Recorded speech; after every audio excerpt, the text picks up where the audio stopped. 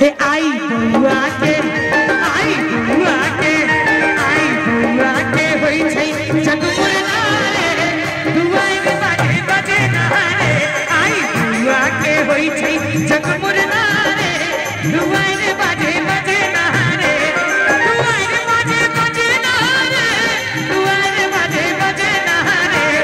दुआर बाजे बजे नारे दुआर बाजे बजे नारे आई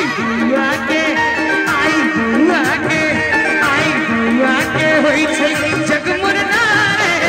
दुआर बाजे बजे नारे आई बउआ के होई छै जनौआ रे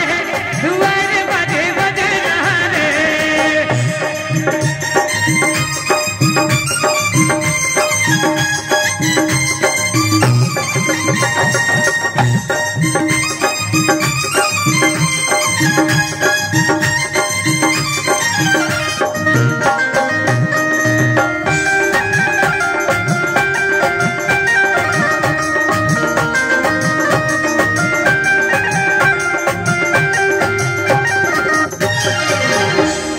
मामा लुटावे अनधन सुनवा मामा लुटावे अनधन सुनवा मामा लुटावे अनधन सुनवा मामा जी कनिया इनाम पुरस्कार किनका दिस से छले नाना जी के दिस से आब अहाँ करी ध्यान देबे मामा लुटावे अनधन सुनवा मोबाइल के धो दियो जेबी में दोसर जेबी में हाथ दियो ना नहीं है कनी भगना के निहुछो को दो दे छे लोग बाद में देला से गीत पर देबे तहन ने आनंद होय छे एक बार ताली बजा दियो तहन जेबी में हाथ देथिर बाबा जी कि परमिशन लेबो पड़त होम मिनिस्टर से अरे मामा लुटावे अनधन सुनवा मामा लुटावे अनधन सुनवा मामी लुटावे हाथ कंगना रे दुआर बाजे बजे नारे आई बउआ के होई छै जनौआ रे दुआर बाजे बजे नारे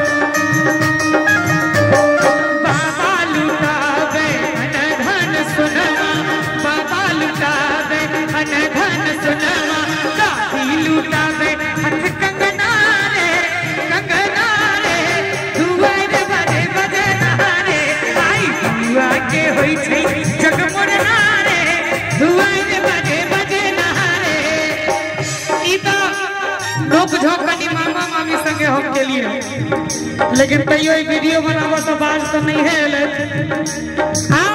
बउआ के पिताजी श्रीमान अर्जुन झा जी के कहबे कोनो भी मैथिली कलाकार जो अहाँ के दरवाजा पर है आई एल एकटा बात अहाँ के कहब कंगन लेबो है लाला के बधैया कंगन लेबो है लाला के बधैया लाला के बधैया बउआ के बधैया लाला के बधैया बउआ के बधैया कंगन लेबो है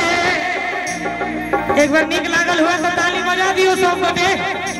कंगन लेबो है लाला के बधैया कंगन लेबो है लाला के बधैया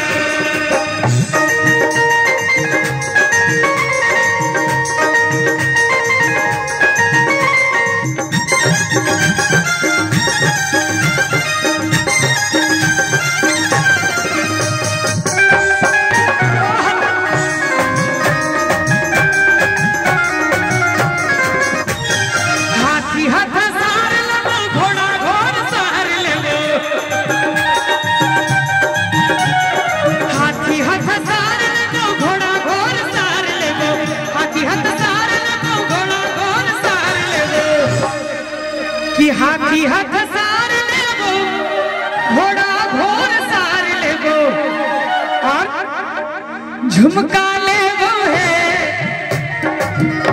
झुमका लेबो है झुमका लेबो है लाला के बधैया झुमका लेबो है लाला के बधैया कंगन लेबो है लाला के बधैया कंगन लेबो है लाला के बधैया कंगन लेबो है लाला के बधैया कंगन लेबो है